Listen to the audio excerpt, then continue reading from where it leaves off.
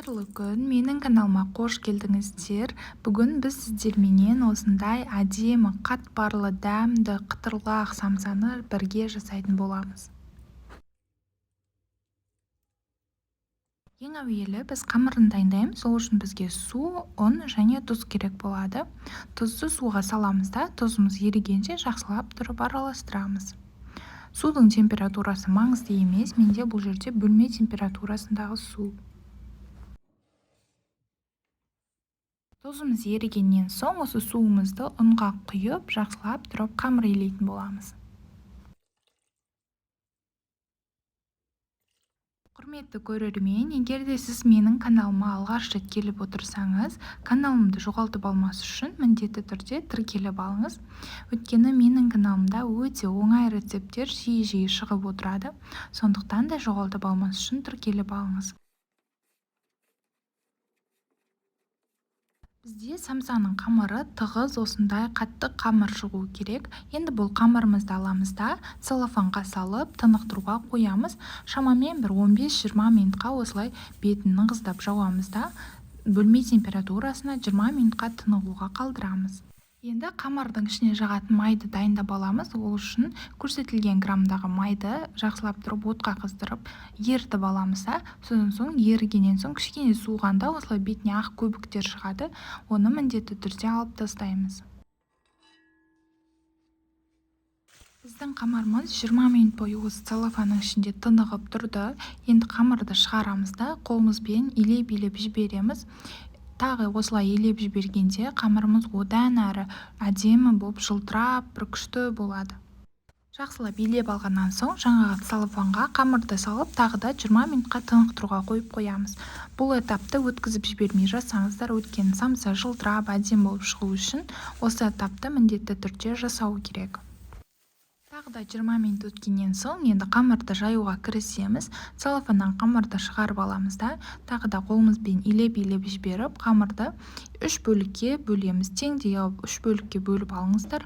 Таразының көмегімен бөлсеңіздер болады. Мен бүгін көз мөлшермен осылай бөле салдым. Әр қамырды дөңгелексеп әдемілеп шығамыз. Міне бізде осындай 3 дөңгелек қамыр пайда болды.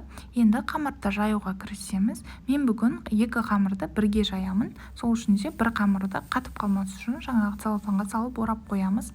Ал 2 қамырға ұн сеуе отырып кезекпен кезек жаятын боламын. Осылай 2 қамырды бірге кезекпен кезек жайсаңыздар, уақытты да үнемдейсіздер, және бізге қазір 3 қамырдың да бірдей жайылып тұрғаны керек болады. Сондықтан да осылай бірдей кезекпен кезек жайып отырыңыздар.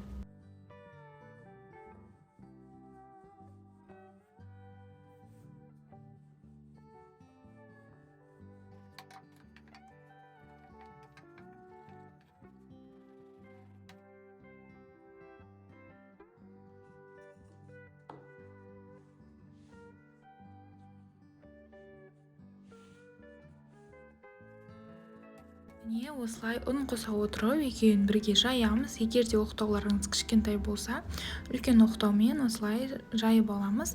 Қамырдың жұқалығы орташа болады, қатты жұқа емес және де қатты қалың емес болуы керек. Қамырымызды жайып алдық. Енді келесі кезек май құятын боламыз. Жаңағы ерітіп алған сары майымызды құямыз. Майымды мен көз мөлшермен 3-ке бөлдім. 3-өне бірдей жетуі керек. Солай майды құйып болғаннан соң барлық жеріне бірдей етіп жағып шығамыз. Майды жағып алғаннан соң қамырымызды осылай үстелдің бетіне қалдырамыз. Бізде май кішкене қатуы керек. Кішкене ғана қатқанда ол жылтырамай солай болып тұрады.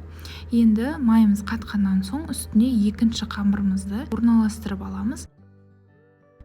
Екінші қамырды қойғаннан соң арасында ауа қалып кетпейтіндей үстін кішкене басып жібереміз. Біздің қамырдың ішінде ешқандай ауа қалмауы керек. Енді осы қабатқа да майымызды жақсылап құйып, жайып, әдемілеп жағып шығамыз. Бұл қамырға да бірінші процесті қайталаймыз. Майды жағып алғаннан соң кішкене ол қатуы керек. Қатқаннан соң ғана үшінші қамырды қойып, тағы да май жағып аламыз. Майымыз кішкене қатқаннан соң рулет секілді етіп орауға кірісетін боламыз. Енді қамырымызды оруға кірісеміз. Ол үшін осылай шетінен бастап, жақсылап тұрып қысып, ешқандай ауа қылмайтындай тығыз қылып ораймыз. Орағанда екі шетінен 3-4 рет орап, ал ортасын 1 рет орау керек. Сол кезде қамырымыздың шеті жұқа, ортасы қалың болып қалмайды. Енді барлығын орап алғаннан соң осылай қолымызбен түзетіп жібереміз де, енді қамырымызды кесіп алатын боламыз. Өздеріңіз қандай самса қалайсыздар, кішкентай немесе үлкен. Егер де үлкен самса қаласаңыздар, семіз қылып кесе бересіздер, ал кішкентай самса қаласаңыздар, жіңішке етіп кесесіздер. Міне қараңыздар, қандай әдемі бізде қабаттар, қатпарлар шықты. Енді осы әр дөңгелекті кесіп алынған тоңазытқышқа салатын боламыз. Сол үшін мен осындай тақтайдың үстіне барлығын қолыммен кішкене басып жібердім де осылай қойып шықтым. Енді үстіне пленка жауып, жақсылап тұрып қымтап жабамыз, ауа кірмейтіндей етіп. Енді осыны қатқанша шамамен 1-2 сағатқа тоңазытқышқа жібереміз. Енді самсаның салмасын дайындай қою үшін бізге картоп, пияз, тартылған ет және дәміне қарай тұз, бұрыш, және менде бұл жерде кориандр, қара бұрыш және зира бар. Ең әуелі үлкен таза ыдысқа майдалап төртбұрышлеп туралған пиязды саламыз да, жаңағы дәмдеушілерді, яғни кориандр, зира және қара бұрышты салып, және оның үстіне тұзды салып, қолымызбен жақсылап тұрып мұжамыз. Бұл процесті міндетті түрде қолдарыңызбен жасаңыздар, өйткені бізде пияздың шырыны, сөлі бөлініп, жақсы болып араласуы керек. Пиязымызды осылай жақсылап араластырып алдық. Енді оның үстіне майдалап төртбұрышлеп туралған картопты саламыз. Оның үстіне тартылған етті саламыз да, бұларды да қолымызбен жақсылап тұрып араластырып шығамыз. Самсамыздың салмасы одан әрі шырынды болу үшін кішкене ғана сұйық май қосамыз да, оны да жақсылап тұрып араластырып жібереміз. Міне осымен самсаның салмасы дайын. Енді самсамызды жасауға кірісейік. Менде самсаның қамырлары мұздатқышта шамамен 1 сағаттай тұрды, жақсылап қатқан. Енді осы әрқайсысын алып, әдемілеп жайып шығатын боламыз. Кішкене ұн қосып жайсаңыздар болады, бірақ та мен бүгін ұн қоспай бастадым. Осылай самсаның қамырын жайғанда шет-шетін жұқалап жаямыз да, ортасы кішкене қалың болып қалуы керек. Осылай барлығын жайып аламыз. Қатпарларын бұзып алмай жаюымыз керек, өйткені бізде ең бастысы бұл қатпары жойылмауы керек.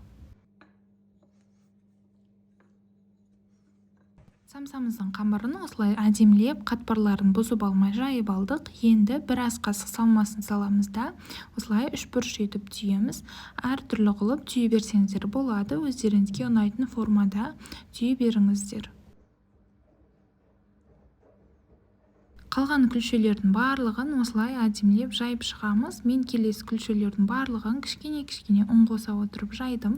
Көп ұн қосып жаюдың қажеті жоқ, өйткені бір-біріне қазір жабыспай қалуы мүмкін. Осылай барлығын жақсылап түйіп, жайып, әдемілеп жасап шығамыз да, листімізге қойып шығамыз. Міне самсаларымыздың бірінші партиясы дайын. Қараңыздар, қандай қатпарлы, әдем болып тұр.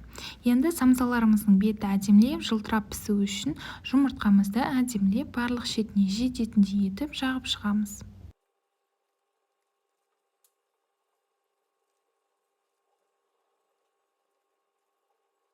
Самсамыздың түрі әдем болу үшін осылай мен қара күнжіт сеуіп шықтым. Ақ күнжітті де сепсеңіздер болады, немесе күнжіт болмаған жағдайда мак себуге де болады.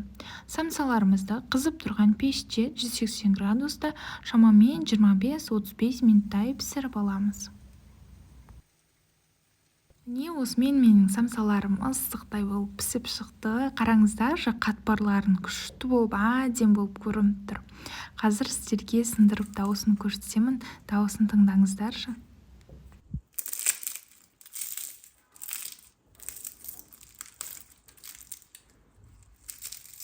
Көрдіңіздер ме, дауысыңызды сықырлап, қытырлап, әдем болып тұр. Осыны енді міндетті түрде жасап көру керексіздер. Баршаңызға сәттілік тіледім, астарыңыз дәмді болсын. Сіздермен бірге болған Раушан.